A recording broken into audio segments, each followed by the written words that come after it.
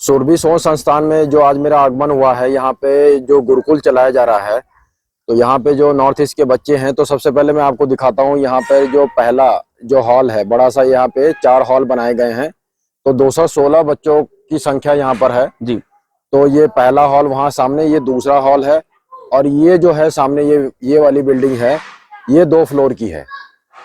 तो अभी यहाँ के जो देख रेख कर रहे हैं इस गुरुकुल का, और जिसके बारे में बहुत ही रोचक जानकारी देंगे, वो हमारे साथ में उदय सिंह जी हैं। तो उदय जी, आपका हार्दिक स्वागत है हमारे यूट्यूब चैनल जय गौ माता जय गोपाल 1983 में। जी, बहुत बहुत धन्यवाद। सुरेश जी, मेरा पहला सवाल आपसे ये है कि यहाँ पर जितने भी बच्चे आपके यहाँ पे हैं, 216 बच्चों की संख्या है जी। ये नॉर्थ ईस्ट के बच्चे हैं। जी जी। तो मुझे सबसे पहले उन शहर या राज्यों का नाम बता दीजिए, कहाँ कहाँ के ये बच्चे हैं। हमारे पास नॉर्थ ईस्ट के त्रिपुरा, मेघालय, अरुणाचल, मिजोरम और आपके सिक्किम, फिर आपके नागालैंड, इस तरीके से 7 राज्यों यानी 7 सिस्टर के साथ साथ नेपाल के भी बच्चे, यूपी, बिहार, झारखंड और छत्तीसगढ़ तक के बच्चे यहाँ पे आकर के अपना शिक्षा ग्रहण करते हैं। इसी बीच में मेरा दूसरा सवाल है कि जैसे मैं यहाँ देख रहा हूँ, साफ सफाई भी बहुत अच्छी है, और ये देखिए यहाँ पे इतने सारे बेड लगाए गए हैं। जी। तो जहाँ ज्यादातर मैंने गुरुकुल जो अभी तक 15-20 भ्रमण किया है, विजिट किया है, वहां पे मैंने देखा है बच्चों के लिए कमरे बने होते हैं। तो यहाँ पे ये इस तरह के हॉल बने हुए हैं। जी जी। और वो हॉल की संख्या कितनी है, और एक हॉल में कितने बेड आ सकते हैं, कितने बच्चे एक हॉल में आ सकते हैं, इसके बारे में थोड़ा सी जानकारी बताइए। जी, हमारे पास इस समय 4 हॉल हैं और बड़े बड़े हॉल हैं। इसमें जो अत्याधुनिक सुविधाएं होती हैं वो सारी चीजें यहाँ पे दी गई हैं। आप देखेंगे कि ऊपर में हर जगह पे पंखे लगाए गए हैं। उसके साथ साथ बच्चों के सामान रखने के लिए रैक की भी व्यवस्था की गई है, जिससे कि बच्चे अपने सभी सामान को अच्छे तरीके से रख सकें। और इतना बड़ा हॉल अत्याधुनिक सुविधाओं के साथ रखा गया है कि पर्याप्त मात्रा में बेड भी रखे जा सकें और बच्चे सकुशल अपने शयन के साथ साथ बच्चे अपना पढ़ाई का भी अच्छी तरीके से शिक्षा ग्रहण कर सकें। आप देखेंगे कि एक हॉल में 50 बेड लगे हुए हैं। इस बड़े हॉल में 50 बेड के साथ साथ पंखों की भी संख्या बहुत अच्छी है, जिससे कि बच्चे अच्छे तरीके से यहाँ पे रह सकें। आप इधर देखेंगे कि रैक भी अच्छी तरीके से दिए गए हैं बच्चों को। तो जैसा उदय जी ने काफी अच्छी बात बताई है, यहाँ पे जितनी खिड़कियां भी हैं वो आप बंद करके भी रख सकते हैं सर्दी के मौसम में, गर्मी के मौसम में इसको खोल के भी रख सकते हैं। सफोकेशन, घबराहट नहीं होगी, और ऊपर से यहाँ पे ऑक्सीजन लेवल की मात्रा भी बहुत ज्यादा है। बिल्कुल। तो ये पूरा ये इस तरह से बाहर का इधर से दरवाजा है, जहाँ पर सामने वो ये रसोई घर है, जहाँ पे वहां पे भी बच्चे कार्यरत हैं, वहां पे वो भोजन बनाने में अपना हाथ बटा रहे हैं। तो बच्चों को सुबह से लेकर शाम तक उनकी इस गुरुकुल में दिनचर्या क्या होती है, कितने बजे उठते हैं और रात को कितने बजे लास्ट जाकर बेड पर वो सोते हैं, वो दिनचर्या थोड़ा सा मुझे आप बताइए उदय जी। बच्चों का सुबह में प्रातः जागरण, आपका जागरण का कार्यक्रम 4:30 बजे का होता है। इसके बाद नित्य क्रिया करने के बाद बच्चे अपना स्वाध्याय करते हैं। स्वाध्याय करने के बाद 5:30 बजे इनका प्रेयर होता है, प्रातः स्मरण का कार्यक्रम होता है। प्रातः स्मरण के बाद अपने स्वेच्छानुसार बच्चे जो भोजनालय है वहां जाकर के सब्जी काटने, भोजन बनाने, जिनका जो टर्न बटा रहता है उसके हिसाब से अपना सहयोग करते हैं। और बाकी के बच्चे जो बच्चे रहते हैं वो साफ सफाई मेंटेन करते हैं, जिससे कि गंदगी ना हो और सही तरीके से अपना पढ़ाई के साथ साथ यहाँ की स्वच्छता भी बनाए रखें। इसके बाद बच्चे नहा धुल करके अच्छे से 8 बजे अपना नाश्ता लेते हैं। 8 बजे तक नाश्ता लेने के बाद 8:15 बजे तक स्कूल चले जाते हैं, और 8:30 बजे से लेकर इनकी क्लासें चलती हैं। 8:30 बजे से लेकर के 2 बजे तक प्रॉपर क्लास चलता है। इसके बाद बच्चे वहां से आकर के यहाँ भोजन करते हैं। भोजन करने के बाद अपना आधा घंटा 15-20 मिनट रेस्ट लेने के बाद अपना स्वाध्याय करते हैं। और स्वाध्याय करने के बाद 5 बजे इनको नाश्ता का व्यवस्था दी जाती है। बच्चे नाश्ता करने के बाद अपने से ग्राउंड जाते हैं, और ग्राउंड जाकर के अनेक प्रकार के खेल अपने से खेलते हैं, जैसे फुटबॉल, क्रिकेट और वॉलीबॉल, खो खो, कबड्डी, इस तरीके के खेल बच्चे अपने स्वेच्छानुसार खेलते हैं। और जहाँ पे गाइड की आवश्यकता होती है वहाँ पे बच्चों को गाइड की भी सुविधा दी जाती है। वहां से आने के बाद बच्चे 7:30 बजे अपना नित्य क्रिया करने के बाद आरती का कार्यक्रम करते हैं। आरती के बाद 8 बजे इनको भोजन की व्यवस्था दी जाती है और 8:30 बजे इनको प्रत्येक बच्चे को 1 गिलास, जो हमारे पास गौ माता रखी गई हैं, साहिवाल गौ माता, उनके हाँ साहिवाल गौ माता रखी गई हैं, उनके माध्यम से 1 गिलास शुद्ध दूध दिया जाता है। और दूध पीने के बाद बच्चे 10 बजे तक अपना स्वाध्ययन करते हैं और 10 बजे के बाद इनकी जो दिव्य विसर्जन का कार्यक्रम होता है, दिव्य विसर्जन के बाद बच्चे आराम करते हैं, सो जाते हैं। और इसी तरीके की दिनचर्या बच्चों का डेली का बना रहता है। अब इस वीडियो में मैं थोड़ा सा बच्चों का भी हाव भाव प्रकट करवाना चाहता हूं और उनका भी थोड़ा सा छोटा इंटरव्यू लेना चाहूंगा। उनका मन की इच्छा भी उनका जानना जरूरी है जी। तो उदय जी थोड़ा बच्चों मैं को सबसे पहले एक सबसे छोटे क्लास के बच्चे से मिलवाता हूँ, जो कि मिजोरम का रहने वाला है। ये मिजोरम के हैं, ठीक है जी। उन लोगों को तो सबसे ज्यादा लैंग्वेज प्रॉब्लम होता है यहाँ के भाषा को समझने में और जानने में, लेकिन धीरे धीरे अपने भाषाओं के साथ साथ यहाँ के भी भाषाओं को भी समझने लगते हैं। तो मैं इनसे परिचय कराता हूँ। बेटा क्या नाम है आपका? बेंजामिन लालनुनपुया। बेंजामिन लालनुनपुया। लालपुया। किस क्लास में है आप? 1 में। कहाँ से हैं आप? मिजोरम। कैसा लगता है आपको यहाँ? अच्छा लगता है। अच्छा, पढ़ाई कैसी होती है यहाँ पे? अच्छा है। अच्छा है। दोस्त बना लिए हैं उन्हें अभी यहाँ पर? हाँ। कितने दोस्त बने आपके अभी? कितने दोस्त बनाए अभी तक आप बताइए? 2-3 बनाए होंगे। बहुत सारे बनाए हैं। जी। मैं आपको इधर परिचय कराना चाहता हूँ। बताओ बेटा अपना नाम। अमित त्रिपुरा। अमित त्रिपुरा। तेज बोलिए, क्या नाम है आपका? 6 में। कहाँ से रहने वाले हैं? त्रिपुरा से। तो कैसा लगता है आपको यहाँ? अच्छा लगता है। पढ़ाई मन लगता है? हाँ। अच्छे से पढ़ाई करते हो? चलिए, कितने साल से रह रहे हो आप यहाँ? 1 साल। 1 साल से। आप बताओ बेटा अपना नाम। लोबोकिनो। जी, लोबोकिनो। किस क्लास में हैं आप? 7 में। कहाँ के रहने वाले हैं? अरुणाचल के रहने वाले हैं। कितने साल से रह रहे हैं आप यहाँ पे? इस साल आया। इसी साल से हैं। अच्छा, पढ़ाई कैसी होती है? अच्छा होता है। पढ़ाई मन लगता है? हाँ। घर का याद आता है आपको? बताइए। कभी कभी। जी, कभी। तो फोन पे बात होती है माता पिता से इनकी?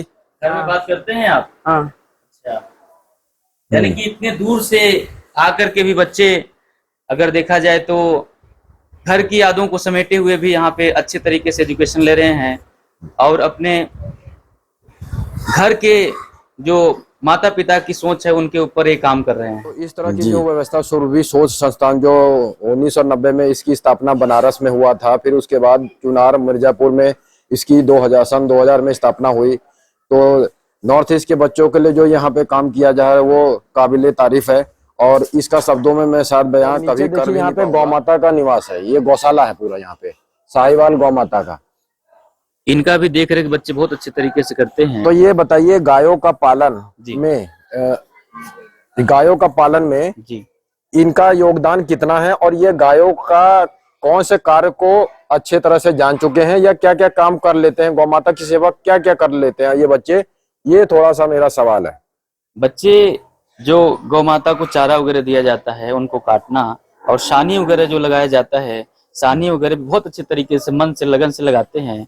और बहुत बच्चे ऐसे हैं जो कि दूध निकालने का भी काम करते हैं। दूध भी निकाल लेते हैं, दूध दोहन का कार्य। बच्चे शुरू में थोड़ा सा कठिनाई होती है लेकिन धीरे धीरे सब सीख जाते हैं और बच्चे बहुत अच्छे तरीके से गाय का दूध भी निकालने सीखते हैं और सीख भी गए हैं बहुत सारे बच्चे और स्वेच्छानुसार अपनी इच्छा अनुसार ये सब काम अपने से करते हैं। 216 बच्चों की जो संख्या है उसमें कितने बच्चे दूध दोहन का कार्य जानते हैं आपके हिसाब से? अगर एक हिसाब से देखा जाए तो जो आंकड़ा है लगभग 30 बच्चे के आसपास, 30 बच्चे 216 बच्चों में से। हाँ, 30 बच्चे प्रॉपर दूध निकालते हैं। और उनकी उम्र कितनी लगभग होगी 30 बच्चों की जो संख्या है? लगभग वही 14 से लेकर के 18 के बीच में है। ये तो बहुत अच्छी आपने जानकारी दिया कि 14 साल का बच्चा जी। अगर गौ माता का दूध निकालना जानता है, दूध दोहन करना जानता है, जी जी तो फिर इससे बड़ी बात कुछ हो नहीं सकती। जी जी और इसी वजह से मैंने वीडियो में ये उम्र भी पूछी। जी जी तो इस तरह के कार्य को अगर कोई संस्था कर रही है तो उसको हमारे YouTube चैनल पे लेके आना भी चाहिए। और ये देखिए, ये सामने का पूरा परिसर का एरिया है और इस तरह से बहुत अच्छा ये सुंदर नजारा है।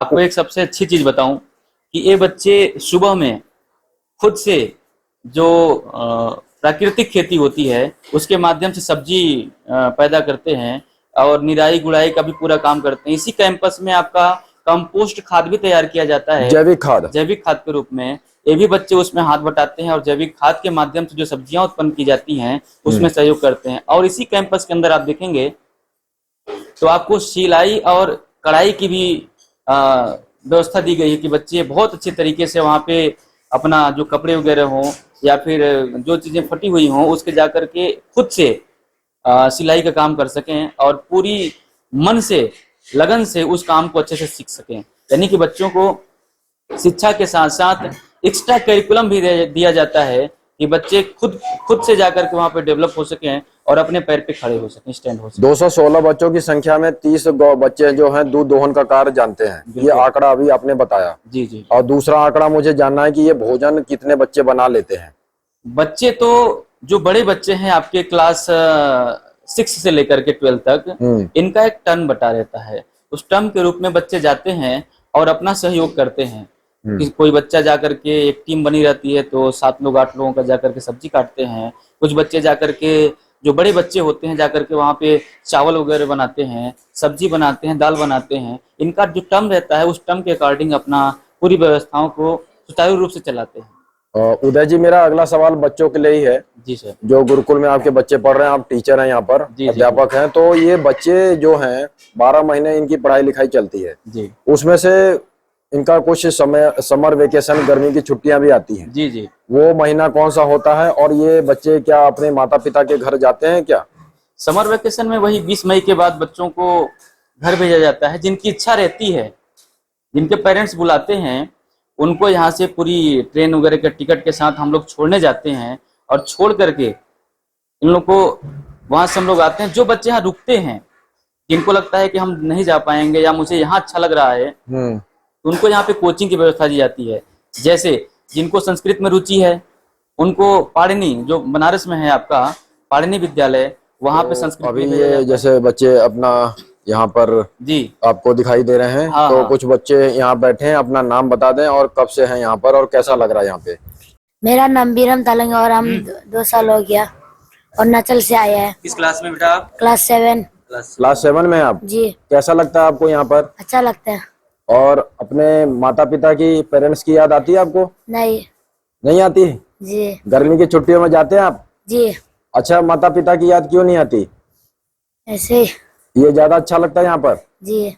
अच्छा। और दूसरे ये बैठे हैं, ये भी बताएं कहाँ के हैं और क्या नाम है इनका? मेरा नाम है राजेंद्र रावल, हम नेपाल से हैं। आप नेपाल से हैं? जी। और थोड़ा तेज बताइए, आपका नाम क्या है? राजेंद्र रावल। अच्छा, आपको कैसा लगता है यहाँ पर? अच्छा लगता है। दोस्त बना लिए यहाँ पे? जी। गर्मी की छुट्टियों में घर जाते हैं क्या? जी। क्या नाम है आपका? आयशो। किस क्लास में हैं आप? क्लास 4। क्लास 4। कहाँ के रहने वाले हैं? अरुणाचल से हैं। कैसा लगता है आपको यहाँ? अच्छा लगता है। आपके यहाँ पे बहुत हैं यहाँ क्या नाम है पे? आपका? कैंसेप्सो। किस क्लास में हैं आप? 6। कहाँ से हैं? अरुणाचल से। कैसा लगता है आपको यहाँ? अच्छा। मैं आपको बताना चाहता हूँ, ये जो ऑडिटोरियम शायद बनाया जा रहा है, क्या बनाया जा रहा है, मुझे इसके बारे में थोड़ा सा जानना है। मैं पिछली बार भी आया था जी। तो ये इसका कार्य चल रहा था उस समय। जी बिल्कुल। तो अभी बच्चे जो हैं रसोई घर में कार्य कर रहे हैं, उनके पास जाएंगे। उसके पहले मैं थोड़ा इसके बारे में आपसे जानना चाहूंगा, ये जो बनाया जा रहा है ये क्या है, इसके बारे में? जी, मैं आपको बताना चाहता हूँ, जो ऑडिटोरियम बनाए गए हैं, इस ऑडिटोरियम में बच्चों का जो कल्चरल प्रोग्राम होता है, कोई फंक्शन वगैरह होते हैं, उस फंक्शन के माध्यम से बच्चों की जो ट्रेडिशनल डांस वगैरह होता है, म्यूजिक वगैरह में जो कथक और वेस्टर्न डांस, क्लासिकल डांस वगैरह जो प्रोग्राम वगैरह पार्टिसिपेट करते हैं, तो उनका कार्यक्रम इसमें अच्छे तरीके से कराया जाता है। और उसके साथ साथ देखा जाए तो जो यहाँ पे मीटिंग वगैरह होती हैं, बैठक वगैरह होती हैं, वो बैठक की भी व्यवस्था यहाँ पे अच्छी तरीके से की गई उदय जी, मेरा एक गहरा सवाल ये है कि गुरुकुल और गौशाला एक जगह पे रहना है। जी जी या स्थापित करना जी। आपके हिसाब से कितना उपयोगी है या जरूरी है? और ये गायों के बीच में बच्चों को रखना, जी उनका इंतजाम रखना है कि वो रहें पास में गाय के, उससे बच्चों के ऊपर क्या प्रभाव पड़ सकता है? विनय जी, आप पुरातन परंपरा को भी देखेंगे तो जो ऋषि परंपरा थी, उस समय जो बच्चे गुरुकुल में शिक्षा अध्ययन करते थे, उस समय भी ये व्यवस्थाएं थी कि बच्चे गौ माता का सेवा करके उनके साथ गहरा अपना संबंध बना सकें और उनसे जो शुद्ध दूध मिले वो अपने जीवन में वो पौष्टिक आहार के रूप में उसे ले सकें। तो यहाँ भी इसी तरीके से बच्चों को ये व्यवस्था दी गई है कि गाय के साथ इनका गहरा नाता हो और इनको शुद्ध और सात्विक अच्छी तरीके से दूध भोजन के रूप में मिले। उदय जी, मुझे बताइए थोड़ा सा, ये रसोई घर में बच्चे ये सब क्या कर रहे हैं, थोड़ा सा बताइए। बच्चों का जो दैनिक दिनचर्या लगा रहता है, उसमें जो सब्जी काटने का टर्म बना रहता है बच्चों का, स्वेच्छानुसार बच्चे आकर के यहाँ पे अपने सब्जी काटने में सहयोग करते हैं और भोजन की व्यवस्था को मजबूत करते हैं। आप यहाँ देख रहे होंगे कि बहुत सारे बच्चे सब्जी को कट कर रहे हैं। बगल में आप देख रहे होंगे कुछ बच्चे जो कार्यकर्ता लगे हुए हैं, उनके साथ रोटी वगैरह भी बनाने का भी काम यहाँ पे ये प्याज को काट रहे हैं, छील रहे हैं। जी जी बिल्कुल। बच्चे हाँ और यहाँ पे आलू को काटा जा रहा है। हाँ हाँ। और आगे चलते हैं तो देखते हैं और बच्चे यहाँ पे क्या कर रहे हैं। बच्चे यहाँ आप देख रहे होंगे कि ये कुछ माताएं बहनें हैं यहाँ पर रोटी बनाने का भी काम बहुत अच्छे तरीके से कर रहे हैं। और कुछ तो आटा गूंथने का जो काम है वो यहाँ पे जो हाँ संस्था में है, काफी अच्छे से बच्चों को सिखाया जा रहा है। लोग हैं ये बच्चों को यहाँ पे ट्रेनिंग देने का काम करते हैं कि बच्चे अच्छे तरीके से यहाँ पे रोटी को बनाने सीख जाएं और आवश्यकता पड़े तो ये किसी भी माहौल में अपना कम से कम भोजन वगैरह की व्यवस्था खुद से कर सकें। इस तरीके से बच्चों को भोजन बनाने का भी काम तो अब जैसे यहाँ सिखाया जाता पे है। देखा जाता है कि जो बच्चे हैं यहाँ पर कितना अच्छा कार्य कर रहे हैं। अब रोटी को सेकना भी आना चाहिए। जी। तो इस तरह से बड़े से तवे पे ये रोटी को सेका जाएगा। जी जी। तो जब बचपन से ही बच्चों को भोजन बनाना आ जाए, दूध दोहन आ जाए, अपना कपड़ा साफ करना आ जाए, उनको अपना हर दिनचर्या का जो सारा कार्य आ जाए, हाँ तो आगे जाके ये बच्चे परिश्रमी तो बचपन से हो जाते हैं, निष्ठावान तो बचपन से हो जाते हैं, लेकिन समाज के लिए, देश के लिए जो ये बच्चे बनते हैं वो उसका तुलना आप शायद सपनों में भी नहीं कर सकते हैं। ये देखिए कितनी खूबसूरती के साथ रोटी को इस तरीके से चलाया जा रहा है कि बच्चे वहां सीख करके इसको अच्छे तरीके से जीवन में उतार सकें। और ये रोटी सेक के इसमें सारा पात्र में रखा गया है। जी जी बिल्कुल। तो ये बार देख सकते हैं कि यहाँ पे देखिए आटे की जो लोई बनाई जाती है गोल गोल सी, वो चाकू से काट कर बच्चों ने अलग कर लिया है और ऐसे वो अलग करते जा रहे हैं। उदय जी, आखिरी समय में आप क्या मतलब इस पर भाव अपना प्रकट कर सकते हैं बच्चों के लिए, या जो समाज में अच्छा कार्य कर रहे हैं उस पर आप क्या कहना चाहेंगे? देखिए विनय जी, गुरुकुल के माध्यम से बच्चों को शिक्षा के साथ साथ स्वावलंबी बनाया जा रहा है जी, जिससे कि बच्चे अपने पैर पे खुद खड़े होकर के अपने घर को संभाल सकें, अपने समाज को संभाल सकें और अपने देश के लिए अपनी भागीदारी को निभा सकें। सबसे पहले तो मैं आपको बहुत बहुत धन्यवाद देना चाहता हूं कि आपने इतना अच्छा समय निकाल करके गुरुकुल के लिए दिया। और सबसे अच्छी चीज कि आपका जो सबसे गहरा नाता गौ माता और छात्रावास के प्रति है और इस प्राकृतिक वातावरण के प्रति है कि आप अपना बहुमूल्य समय निकाल करके यहाँ पे इस छात्रावास के लिए, इस गौशाला के लिए और इन बच्चों के लिए निकाले। सबसे खूबसूरत चीज कि आप यहाँ पे आकर के हर एक एक्टिविटी के बारे में समझे, जाने कि बच्चे किस तरीके से इन्वायरमेंट में, किस प्रकार के इन्वायरमेंट में यहाँ पे अच्छी तरीके से सर्वाइव कर रहे हैं और अच्छी तरीके से यहाँ पे अपना एजुकेशन को ले रहे हैं। तो इसके लिए मैं आपको दिल से बहुत बहुत धन्यवाद देना चाहता हूँ। आपका भी मैं धन्यवाद देना चाहूँगा, क्योंकि जब कोई इंसान अपना नौकरी चाकरी में लग जाता है जी तो उसकी जो है दिनचर्या बहुत बिजी हो जाती है, बिजी शेड्यूल हो जाता है, व्यस्त हो जाता है जी। और उसमें समय निकालना थोड़ा मुश्किल हो जाता है। और आपने अपनी जो दिनचर्या चुना है वो गौशाला गुरुकुल में और बच्चों के बीच में चुना है। जी जी। तो आप सौभाग्यशाली मुझसे ज्यादा हैं। आप 24 घंटे इनके साथ समय बिता रहे हैं। तो जो समय यहाँ पर आपने दिया है वो हम शायद लोग ना दे पाए, लेकिन हमसे जितना बनता है हम लोग 2-4 दिन शनिवार रविवार सोमवार को अपना जी। छुट्टी लेकर, या छुट्टी तो होती है, जी। आप लोगों के साथ अपनी पूरी जानकारी लेते हैं और एक दूसरे का आचार विचार और भाव प्रकट होता है, बहुत सारी जानकारियां मिल जाती है। सबसे खूबसूरत इस छात्रावास में सबसे छोटे एक बालक से मिलवाना चाहता हूँ जो क्लास 9th में है। इनका नाम बताओ बेटा, क्या नाम है आपका? रविनंदन कुमार। रविनंदन। किस क्लास में है आप? 9th। कहाँ के रहने वाले हैं? सोनभद्र। सोनभद्र से हैं। कैसा लगता है आपको यहाँ? अच्छा लगता है। अच्छा लगता है। क्या अच्छा लगता है आपको यहाँ? यहाँ का संस्कार और बहुत कुछ। जैसे पढ़ाई कैसा लगता है यहाँ का? अच्छा है। यहाँ का रूटीन कैसा लगता है आपको? बहुत अच्छा है। जी।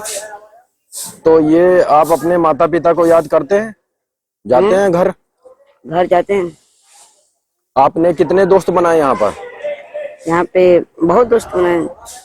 और पढ़ाई में मन लगता है आपका? हम्म।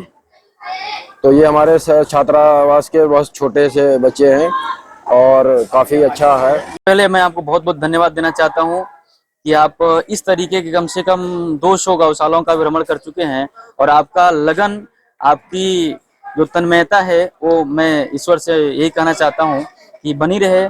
और आप इस तरीके के जो भी एक्स्ट्रा करिकुलम है या हॉस्टल वगैरह हैं, गुरुकुल हैं, उसका भ्रमण करते हुए इनके हर एक चीज़ों को आप लोगों के बीच में रूबरू कराएं और लोगों को इसके बारे में दिशा निर्देशन दें।